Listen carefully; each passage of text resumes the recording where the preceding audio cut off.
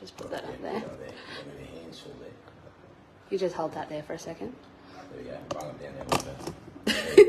Look at that. That is gold. Okay. You can greet Instagram. Oh, hi.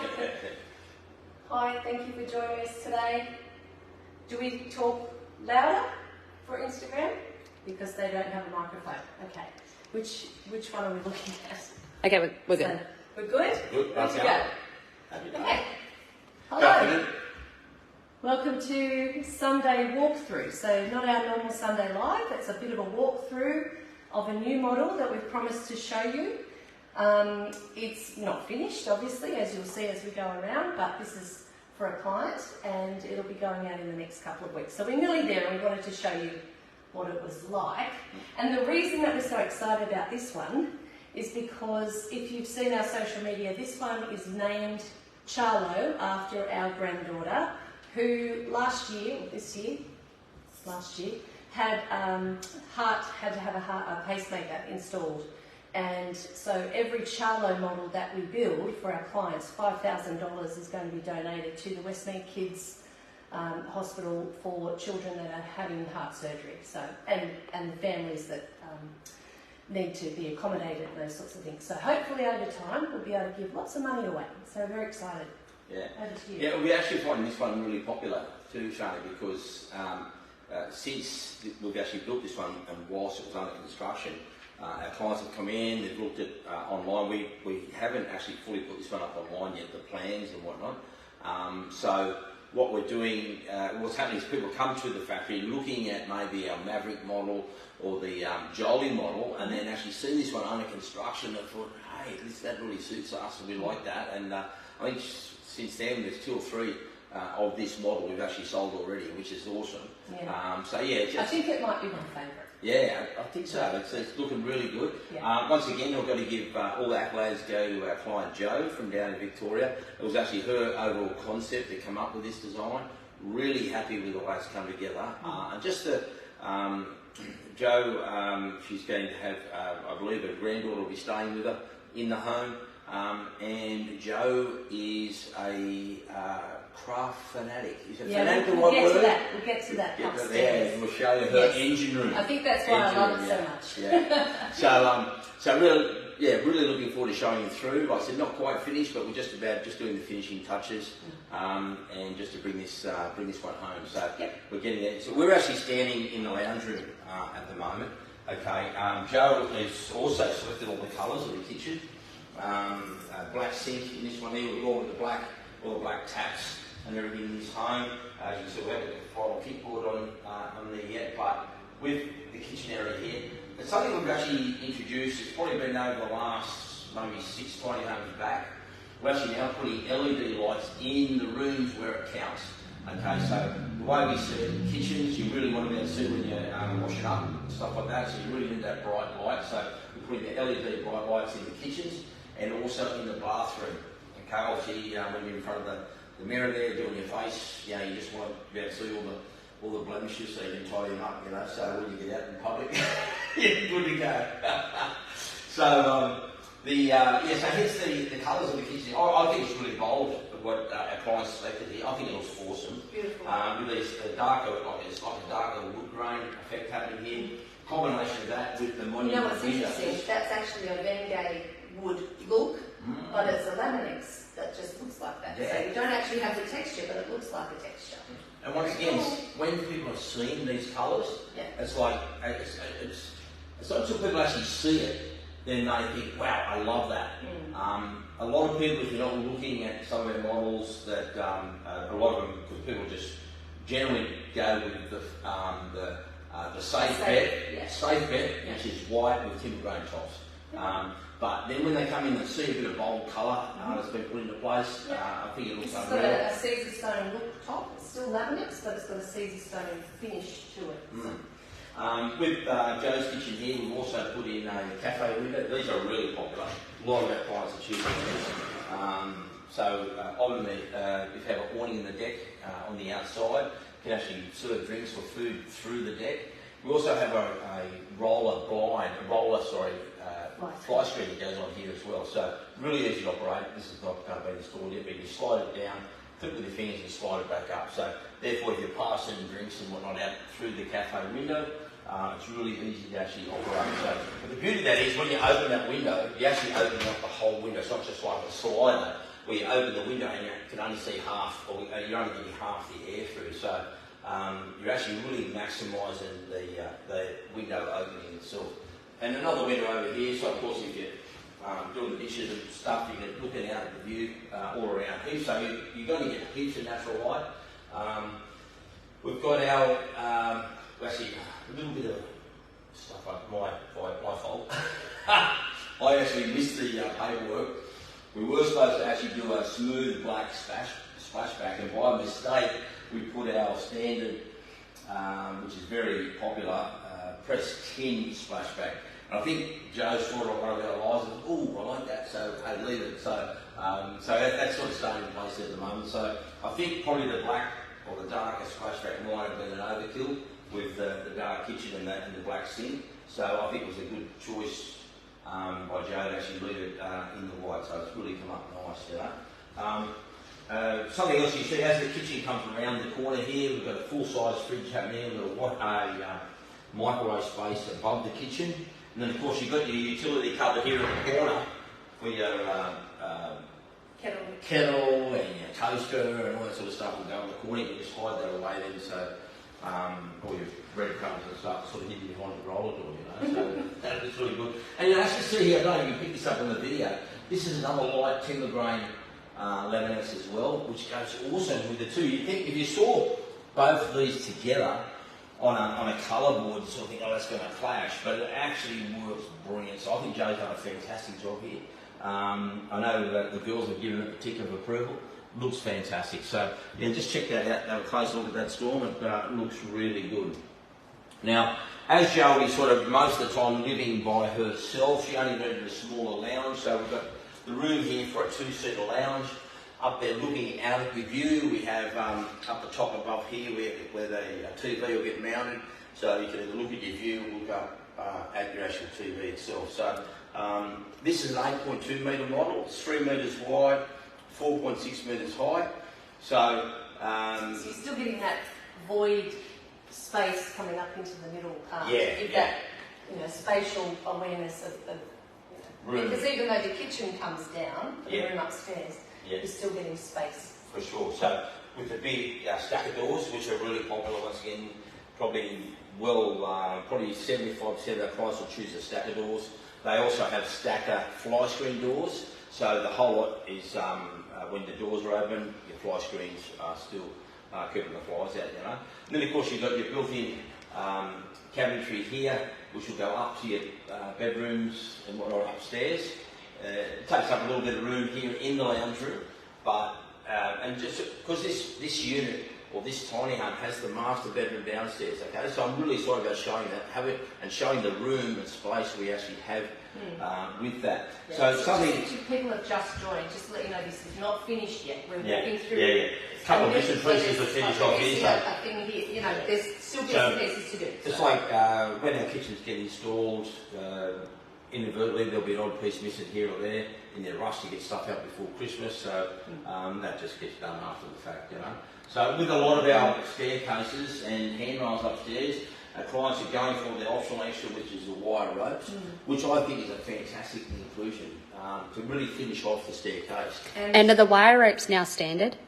No, they're not actually standard. Actually, the only place they're standard is in if you go for a gantry model, because we need to make this safe. Okay, for little kids, grandkids, dogs, or whatever you've got going on. So on the actual gantries, they'll become, they're actually priced into our new models, which is already included in the actual price. Our new prices reflect that. Yeah. We've got a lot of things that we had as extras before, and now standard, and that's our new pricing. Yeah.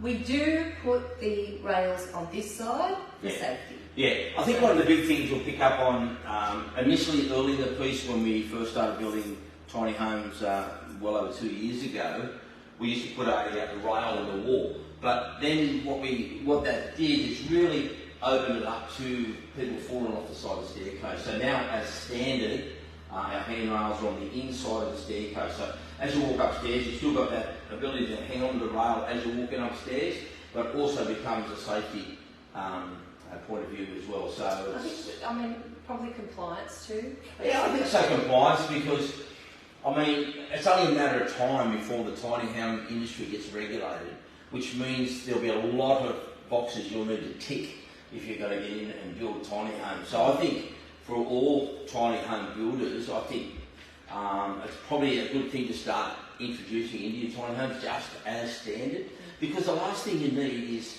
for a client to have fallen off a staircase or fallen off an upstairs loft if you don't have some sort of railing system in place. So I think, just as a word of advice, as a builder, I think it's something you probably should start to do mandatory on your tiny homes.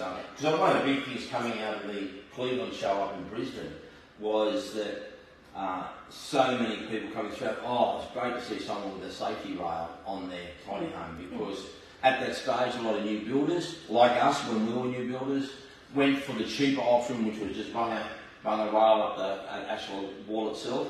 But in saying that, obviously as time went on, we felt that was probably a point that we needed to improve. An important point for us to fix. Yeah. Let's go down. Yeah, so I walked down the hallway now. On your way through the store, I guess you have a sticky beak in our combination of laundry bathroom. I walk in there, actually might be better. What you're seeing here, we've got a 900 by 900 shower. So ample room to get in. I'm loving these fly screens. So that's shower screens, I should say. A little bit different. Obviously, because you've got cabinetry here, you couldn't have a typical slider this way, and because you've got the toilet here, you couldn't have a slider this way. So with these doors here, what we've introduced is a double slider.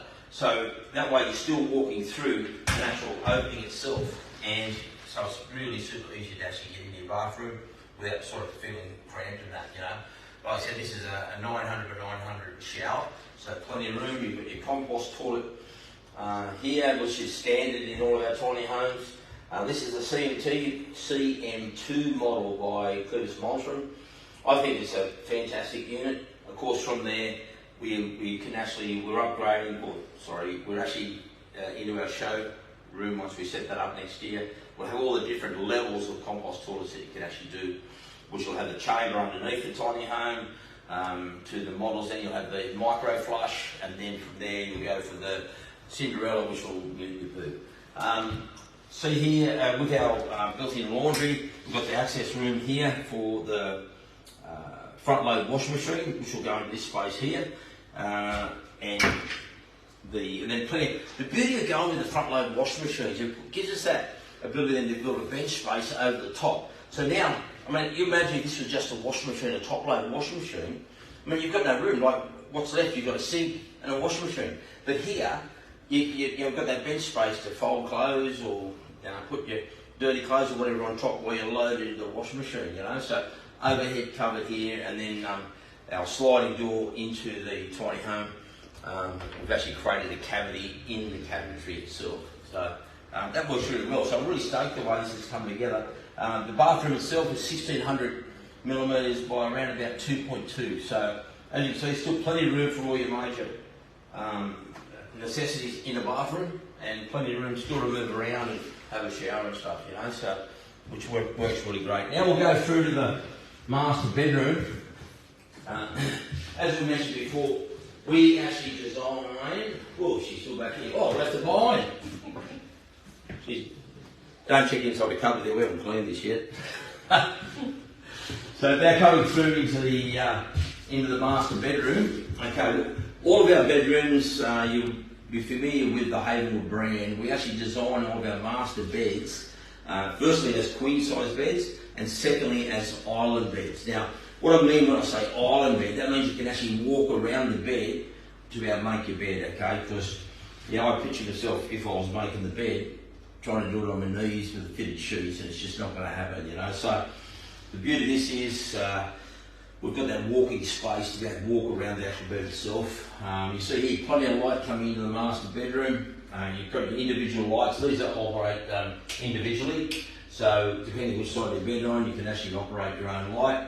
And we also put the USBs in the master bedroom as just a standard, so you can plug your phone in and stuff, And now this is another big winner. Here we are, I'm in the master bedroom, queen size bed, walk around the bed, have a look at this. Like, look at a full size wardrobe. Like, it's just packed, filled up full of clothes. There's so much room in this thing.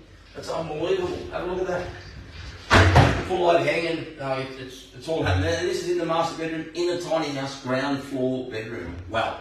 So really happy with the room and the space we've got in this home for the master. So bear in mind, this is our Charlo model, which has got your 3 bedrooms. Okay, so master bedroom downstairs, another 2 lofts upstairs. So Charlie, why don't you lead us up to the upstairs? Okay, let's go.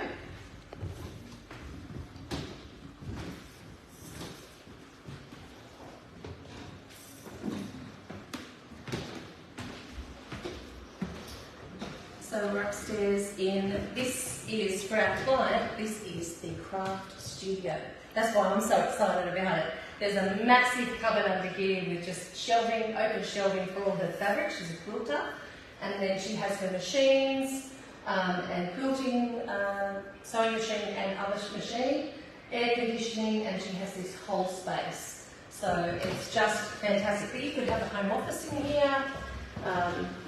It could be your master bedroom, it could be another bedroom for a couple of children. This room here is actually 4 metres long. Yes. And this is internal size, okay, 4 metres long and 2.8 metres wide. Yep. Now the only reason I'm hitting here, this one's going down to Victoria, and because we're going to go through the way bridges, we're obviously restricted in height, and we've got to allow, when we travel and transport, and we know we're going outside the area, what that means is that we've got to stick within the guidelines of our overall width is going to be less than 3.5 metres wide, and our overall height's going to be less than 4.6 metres. So, which means we've got to drop the roof to allow for the solar panels to go on top of the roof. So I'm 167 centimetres tall. I don't know what that is. I think it's 5'7", I think. 5'6". And so I've still got a bit of space there. Yeah. So that'll just give you still plenty of room. I mean, if people wanted to, if they obviously still want to max out their headroom upstairs because they're a bit taller than me, with our cowboy boots and the cowboy hat on, with workwear, sorry. What we can actually do is put the solar panels on site.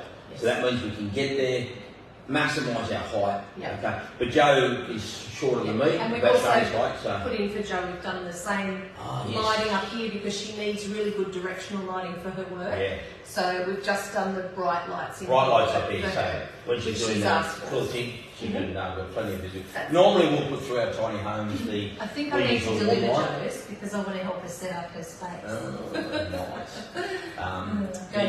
Yeah, so with the bright lights, obviously here when you're quilting and stuff, you need that big bright light to go do all your... Plus she'll have PowerPoints for lamps and things for others areas. So over to the other bedroom. Yeah, this is, I believe where her granddaughter will be living when she comes to stay.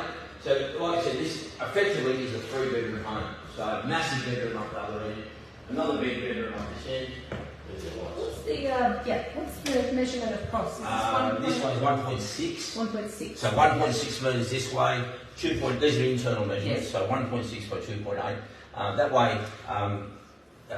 Well, we're both standing in here, and there's, again, for a child, this is a great space. Yeah. Desk, bed.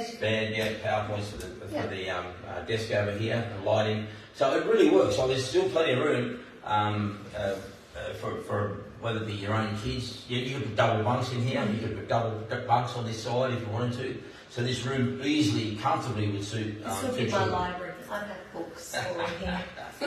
So yeah, plenty of room in what in actual fact is the 3rd bedroom. A 3rd bedroom. 3rd bedroom. Yeah. So still heaps of room. And then we've got the hallway.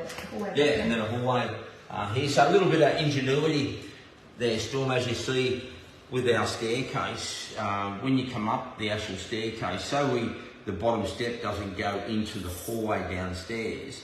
What we've done, we've introduced a step within the landing. Okay, so that way when you get to the top of the landing, you can walk either way. So once again, it's still a step, it's still one step. All the step sizes are still all the same, but by putting that top landing there down one step, it means you can fit the staircase in without putting a wider staircase in, and without the bottom step going actually into the hallway itself. So it really does work. And then of course, if you just go from room to room, just step over that or step down it to actually walk downstairs into the. Just like really take it. It's the first time I've been up here of an afternoon. Just at how bright and light it is upstairs. It's fantastic. Yeah, and we've mentioned before with our window design, we work with the Australian standards in the amount of air ventilation coming into your homes versus room size, and also natural light coming into the actual home. So the other thing too, we talked about, I think we talked about it like before, but we put a slider in for fire egress out. If you need to get out from upstairs, you can pull that fly screen off and away you go if you have to. Yeah. Something we need to think about. Okay. Someone wants to know the difference between timber and steel framing in tiny houses. Pros and cons. We'll walk back downstairs, so After you. I'll make sure you don't go around. You okay? With the timber frame and the steel frame, a couple of things. When we first got into tiny home, we actually started straight away with the refrigeration panel because, if you know our story, I come out of high-rise construction and we used to build our own site sheds, and those site sheds I built from refrigeration panels. So hence getting into tiny homes, it was just a natural course just to go from site sheds into tiny homes, building from the same material. I found it cost-effective and structurally sound. Now, in regards to a timber frame home versus steel frame, now what I say with steel frame, that is when you say you got steel studs versus timber studs. And this is coming out of my experience in the construction industry, is that with the timber frame, I mean, if you want to get, this is no disrespect to any tiny house builder, because we're only relying, anyone that builds, like we're really relying upon the materials that we use. Okay, so if it's timber, it could come green.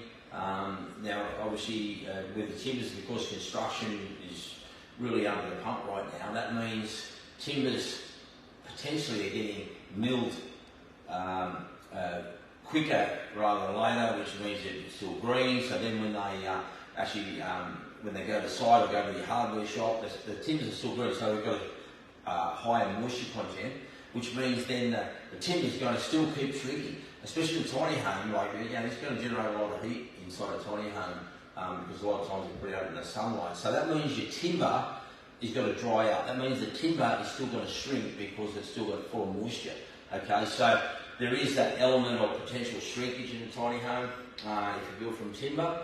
Then if you go steel, and the steel companies, the companies that actually supply the steel frame, they'll actually tell you this, is that a lot of their fixings and when you actually mount, when the homes are actually built from steel frame, is that steel has that tendency of, once again, shrink and expand in the heat. Which now, if it's going to shrink and expand, and you've got steel against steel, okay, it's going to creak. It's going to make a noise. It's going to. Now, this is, once again, it's no disrespect to any tiny house builder. They're just building with the materials that they've got. But that's just a trait of steel frame homes. So a lot of fixings can be done with rubber grommets. So you're fixing steel with rubber in between, and then you've got steel on the other side. So if there is any movement in the actual steel itself, it's not going to creak and carry on, you know. The benefit of building from steel, it's lighter than timber. Structurally, it's still got the same amount of structural element, so that's not an issue structurally. I touched upon this the other week with homes built from steel and or timber. Okay, what you're relying upon for the actual bracing of the steel, because you can appreciate studs just stacked every 450, 500 millimetres with a plate top and bottom. Okay, there's no, what would you call it, lateral deflection strength in that at all. So what you're relying upon then is firstly steel strapping, okay, which is going to help brace those steel frames. But then all of a sudden you've got to introduce the deflection, okay. So with a tiny home trailer, once you start getting above 8.2 metres, what that means is you've got an extremely long home and you're totally relying upon the bracing of that home to actually stop it from deflecting and hence sagging. Now, once again, this is no disrespect to any tiny home builder if they're building from steel or timber, but you need to compensate for that.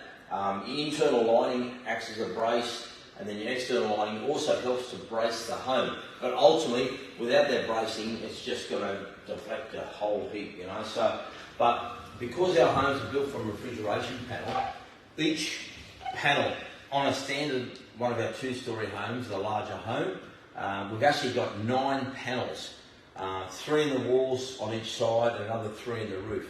What that means is, in each panel, because it's 1200 millimetres high, actually acts, when it's put up on its edge like this, actually acts like a truss. So therefore, we can go, we've done a 9.2 metre home, and the beauty of these is when you have your trailer 9.2 metres long, without it even laden, it's actually going to want to sag. We've actually got a proper level, okay, and then we actually introduce the panelling, and it's the actual panelling that actually holds it straight, so that becomes the actual brace itself. Okay, so and that's the beauty of building from the refrigeration panel. I know that a lot of companies now are starting to switch over to the panelling. I think it's great. It's one of the best insulations you can get. I've touched upon this before in regards to the fiberglass insulation put in between whether steel studs or timber studs. There will be a tendency during transport, vibration and just traffic movements, that insulation, chances are it's not pinned and locked in, will actually settle within each of the studs. Now what that's going to do is create an air gap on top of the insulation, which will just be that whole wall insulation pretty well redundant. That's just not going to work. It's like having a plastic bag full of water. If you poke one hole in it, the whole thing's going to leak. So very similar to actually wall insulation. Yeah. I missed a comment there. It was something about working with us to do high energy efficient design or something like that. If you'd like to get in touch with us, that's fine. I want to reiterate to people that are watching that we can build beautiful high-end homes, but our focus has always been on family, affordable housing for people to get out of the rat race. So you might not see all the bells and whistles on our homes, but what you will see is a fully functioning, wide, spacious, live in it forever home that will work for you. Yeah, we design our homes ultimately to be lived in, not just a weekender. Okay, so probably most of our clients right now, they're owner-occupied. That means they're going to be living in our homes permanently, full-time. They want the space, they need the room, they need all those things to actually make it function. They have 1, 2, 3 kids. So it's all got to work for them for the long term. That's why they're actually doing it. You know? Yeah, so, I'm just walking back down here. There's a few people just joined, so Storm's just had to go outside. Our daughter, who does our filming, is 20 weeks pregnant, and she's just had a little bit of she's not feeling very well. So I'm just finishing this up, and then we'll go and take her home. But yeah, just coming back into our master bedroom. Master bedroom again, as you can see, as part of the bedroom in our Charlo model, we've got this massive wardrobe, right? Floor to ceiling, full width, 2.2 metres long, half hanging, full hanging, so heaps of hanging space. We've also got room then for the master bedroom, which will be a queen size island bed, so you can actually walk around the bed when you're making your bed. And of course you've got our ceiling height of 1.97. We actually build all of our loft. Underneath loft heights is 1.97. You know? So when it comes to, I suppose, because we've wanted to appeal, I mean, our original reason for getting into tiny homes was to create affordable housing. Just do a scan through the bathroom, while I'm rattling on. Yep. It was to create affordable housing. Now, if we start doing all the top end homes, which that's not an issue, it's no problem. I mean, really, at the end of the day, when people start talking top end, well, at Haven, we've already started with the top end, okay? We've already got structural aluminium trailers. The best you can get, there's nothing better than a structural aluminium trailer. It's the lightest, ultimately come with a lifetime warranty on your trailer and your tiny home structure.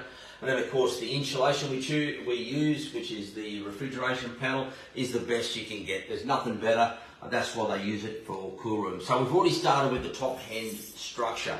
For us then to go for a top end tiny home, all we need to do is up the ante on the inclusions, and that's the easy part. That's just the cosmetic stuff. I mean, really, at the end of the day, to create a top end Havenwood tiny home, we just got to up the PC allowance on kitchens. We can go. We've done a couple of polyurethane kitchens, which look fantastic. But like anything, you start going top end. It's all about the budget that you have, and we try to design our homes to suit everyone's budget. You know, so. And that's our heart and passion is, again, to provide affordable housing for families, couples, people that really want to get out of debt, to live simply, and then for people to come and say, but now I'm going to add all of this stuff in, they're just creating more problem and more headache for themselves. It's I guess what we've found when we were initially got into the tiny homes, obviously a lot of people, a lot of our clients were sort of struggling to even get a deposit together to actually buy a tiny home in the first place. But what we're finding now is people might get a bit of an injection from mum and dad or whatever, or get finance. But at the end of the day, the big picture is that they're going into a home that's not going to break the bank. It's not going to put them under mortgage stress, and they can live the rest of their life knowing that they can afford this. But the big thing is it really comes down to quality of life. Exactly. They're not worried about $1 million mortgage. They're grabbing a home. Once again, a delivery we did last week, a couple, they've sold their $1 million home, paid off their debt, bought a tiny home cash, and... So we've got a comment from Hannah. Hi, Hannah. So Hannah's building with us, and she's really excited for her home to start. And she said she fell into that trap. You know, early on, the price was getting up there. It was nearly $200,000 with everything in it. Yeah. And now it's, you know what, I don't need those things. I don't need to add in all the stuff, and right. Going and making it really affordable. So it's so true, Hannah. It's very easy when you look on social media to just be looking at the Pinterest boards and the Pinterest photos of the lives that people think, but they're not living in it. Okay, those photos are not full-time living. So Bryce's YouTube channel, Living Big in a Tiny House, is great because he's actually showing people living in it full time and how it works for them. But are they the ones that are all Pinterest worthy? No, they're not. Because these what would you call it, practical homes, okay? People, when they realise, like, and this is why I guess our optional extras, that's why we do them as optional extras, because we don't need to throw all the bells and whistles in straight up front. I mean, I'd love to. I mean, we've done that when we're in high-rise construction and development. Like, we've built So we've got a few questions. I can't see all of the question because it goes off, but love your homes and your ethos. Can you do different paints, like low VOC? Yes, of course we can. Also, how does the 4.6 height qualify? It's gone after that, but I'm thinking it says as a caravan, I'm assuming. So I had this a question from a lot of big people that are looking at investing in our homes. The short answer is there's a couple of clauses that councils and also the Caravan Association describes what a caravan is. Okay, a caravan is the definition of a caravan is a relocatable home on a registerable trailer. It doesn't have to be registered, but it's definitely got to be registerable. So in other words, it's got VIN numbers, it's got compliance plates, so that means it's been spec'd up. So there's probably one bit of advice I could give to a tiny home purchaser from somebody. in the industry, just make sure at least you're getting a compliance plate. It doesn't have to be registered, but it's got to be registerable. Yeah. So that Hannah said she had to get a personal loan, can't get a caravan loan. That's true. The caravan industry is actually getting out of, I think most of them are getting out of insuring tiny homes. There are a few insurance companies coming on board now, but we usually say to do it under your personal loan because it's goods and chattels that you own. It's a product.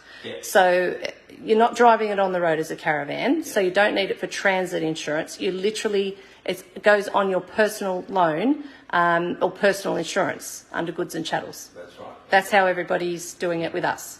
Next question, may I ask if I can live in one of these if I buy a block of land? As far as we know, only if you have a house on that block of land. My understanding of most councils is that you can't put a caravan on a block of land unless it already has a house on that block of land.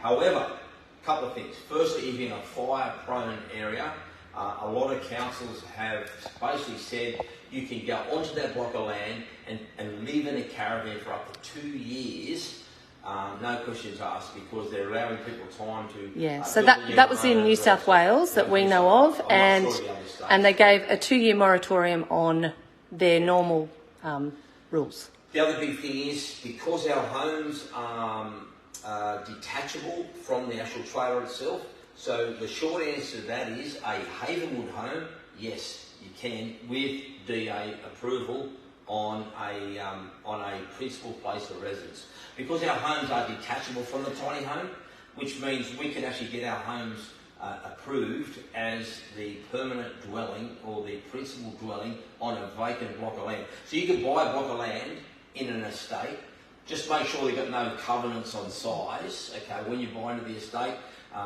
Some developers actually put covenants on how big the home's got to be, okay, but generally they don't, which means you can actually buy a block of land, so a residential house block, and actually get our home approved as the principal place of residence on that block of land, okay. We simply drive, the trailer just becomes a transport vehicle.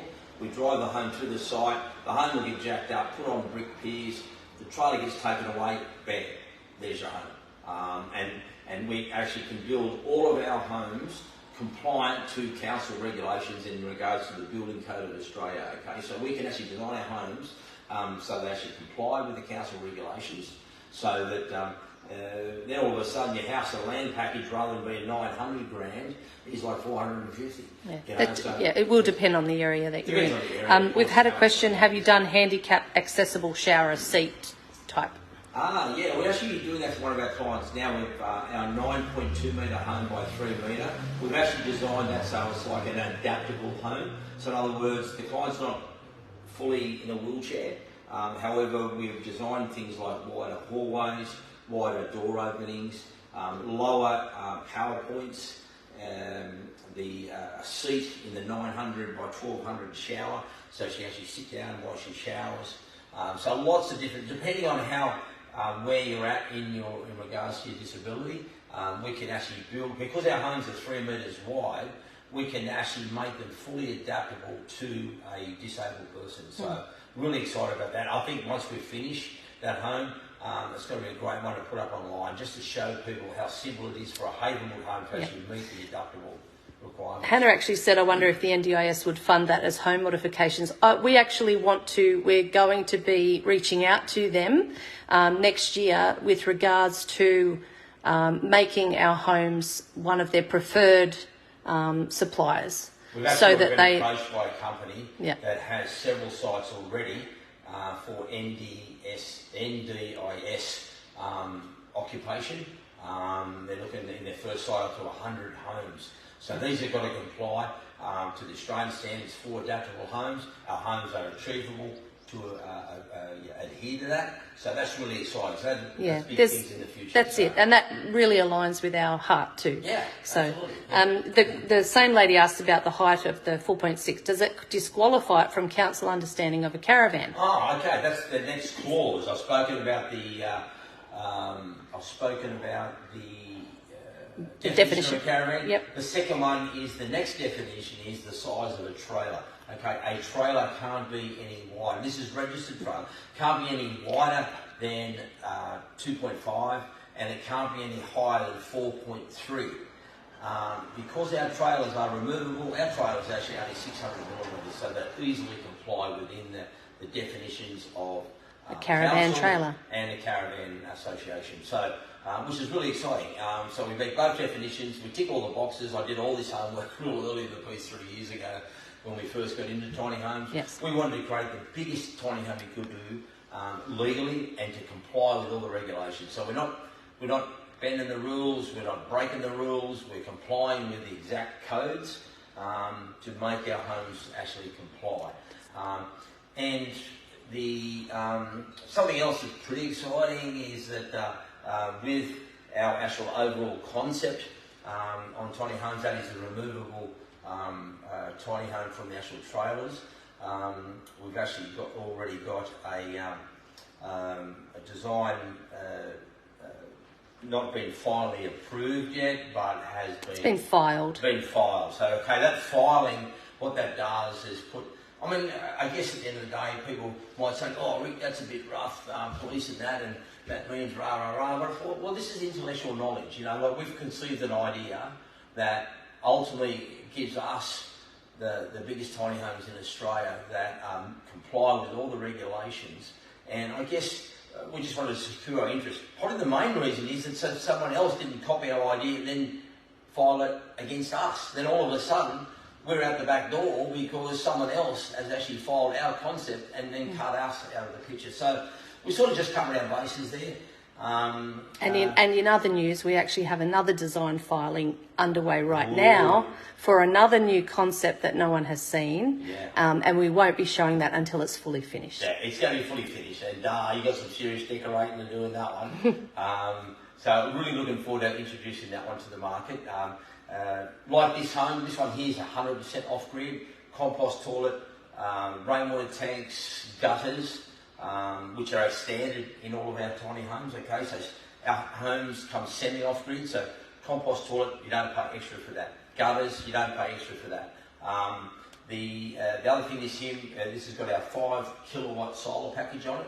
Okay, so what that does, and this is what it's working under now, air conditioners full blown going, all the lights are on, mate, no problem at all. It's getting late in the afternoon, the sun's starting to die off, but yeah, I'll just check the volts in the battery charger out there, 53 volts, mate, absolutely fine. So this is a really great system. It's a cost-effective system. We have had a couple of price increases on that, but our 5 kilowatt solar package, totally installed on your home, 100% off-grid, 18 grand. Wow. Okay. Well, we're done for today because we were just doing a walkthrough and then you've started chatting to everybody. But hey, listen, thanks so much for all your questions and stuff. I hope I've answered most of those. If you do have any other questions you want to build during the week, pop them in. And we're looking forward to introducing. I think for us, we really love the fact that we can actually start to be innovative. When I was building high-rise, it took me 2 years or a year and a half before I got to see the finished product. But I'm getting to see a finished product 1-2 a week right now, and it's just so exciting for me. We love seeing things come together, you know. So so have a great week. Have a great week. And, so don't forget, next Sunday we've got our draw. We're drawing our winner for the giveaway that's on our social media for a 2-night stay at Willow Springs Farm. In the lily pad. They're really booked out, so it'll be sometime next year that you can get in. But next Sunday on our live, we'll be drawing the winner. Yeah, so make sure you get in the running and jump in the running, get in the queue, and so you get a shot at winning that weekend away. Beautiful. See you guys. Hooroo. Bye.